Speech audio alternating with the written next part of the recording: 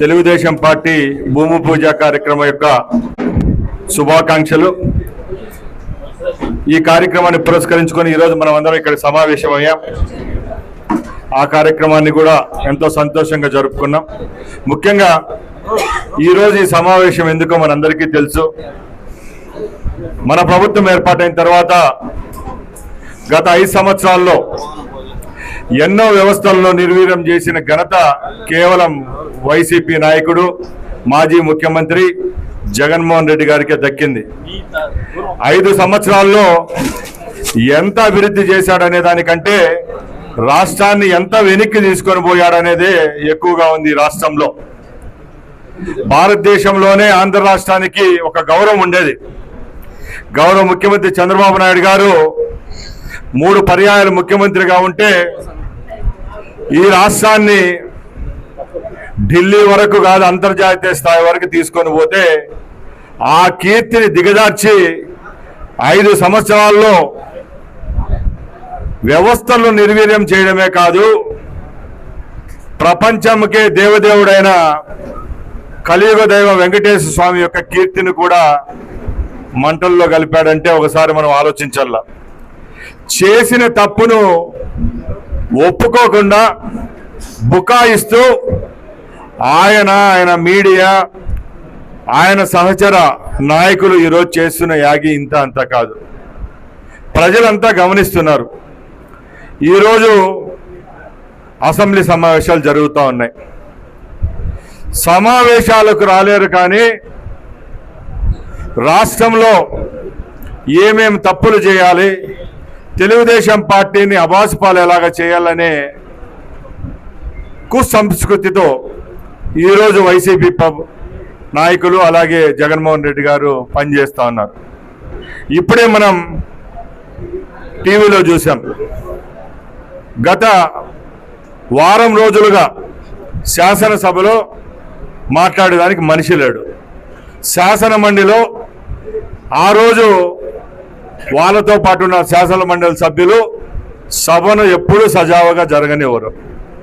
సభలోకి వస్తే ఏదైనా అభివృద్ధి కార్యక్రమాల గురించో ప్రభుత్వానికి సూచనలు ఇచ్చేది పక్కన పెట్టి ఏదో ఒక విషయం మీద రాష్ట్ర ప్రభుత్వాన్ని తప్పుదారి పట్టించే విధంగా, అలాగే ప్రజల్లో వేరే విధంగా ఆలోచించే విధంగా చేస్తున్నారు. దానిలో భాగమే మన ప్రాంతం, మనం ఇప్పుడు ఎక్కడైతే ఉన్నామో అక్కడే వెలిసిన కలియుగ దైవం వెంకటేశ్వర స్వామి యొక్క లడ్డు విషయం మనందరికీ తెలిసింది. నిష్పక్షపాతంగా ఈరోజు లడ్డూలో జరిగిన పొరపాట్లను ఎక్కడా ప్రభుత్వం అనేది ఇన్వాల్వ్ కాకుండా న్యాయబద్ధంగా తప్పు చేసింటే తప్పకుండా రిపోర్ట్లు బహిర్గతం చేస్తామని చెప్పాం. మా బహిర్గతం చేశాం. ఈరోజు దానికి భయపడి శాసన మండలిలో నానా యాగి చేశారు. మొన్న వెంకటేశ్వర స్వామి యొక్క చిత్రపటాలను తీసుకొని వచ్చి కేవలం రాజకీయ చెడుద్దేశంతో పాదరక్షలు ధరించి అసెంబ్లీలో ఏ విధంగా మాట్లాడినారో మీరు అందరూ చూశారు.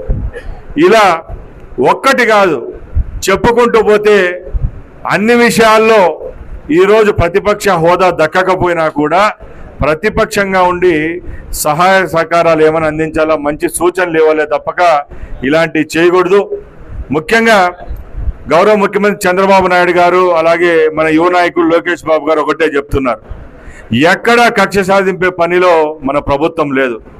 ఈ 2 సంవత్సరాల్లో ఏవైతే అభివృద్ధి సంక్షేమ కార్యక్రమాలు చేశామో ఒక్కొక్కటిగా తెలుగుదేశం పార్టీ క్యాడర్ అయితేనేం, తెలుగుదేశం పార్టీ నాయకులు అయితేనే ప్రజల్లోకి తీసుకొని పోతున్నాం. మనం ఎంతో చక్కగా పని చేసుకుంటా పోతామంటే ఎక్కడ చూసినా ప్రతిస్తంభన, ప్రతి ఒక్క విషయంలో అడ్డపుల్లలాగా. రైతుల యొక్క కన్నీరును చూసి ఓదార్చిపోయేదానికి వచ్చి ఇక్కడ దండయాత్ర చేసిపోయిన వ్యక్తిత్వం జగన్మోహన్ రెడ్డిది. పొగాకు రైతుల యొక్క సమస్యలు చూడనొచ్చి పొగాకు రైతుల్లో కష్టాల్లో నెట్టిన పరిస్థితి ఈ జగన్మోహన్ రెడ్డిది. అన్ని విషయాల్లో ఏ రోజు ప్రభుత్వానికి సహాయ సహకారాలు అందించలేడు.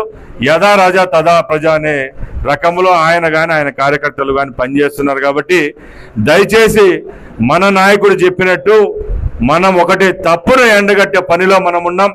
ఈ రోజుకి కూడా వెంకటేశ్వర స్వామికి జరిగిన అపచారాన్ని మనం రాష్ట్ర వ్యాప్తంగానే కాదు భారతదేశ వ్యాప్తంగా ప్రతి ఒక్కరూ చర్చించుకునే విషయం కాబట్టి దీంట్లో నిజానిజాలను ప్రతి ఒక్కరికి తెలియజేయాలి.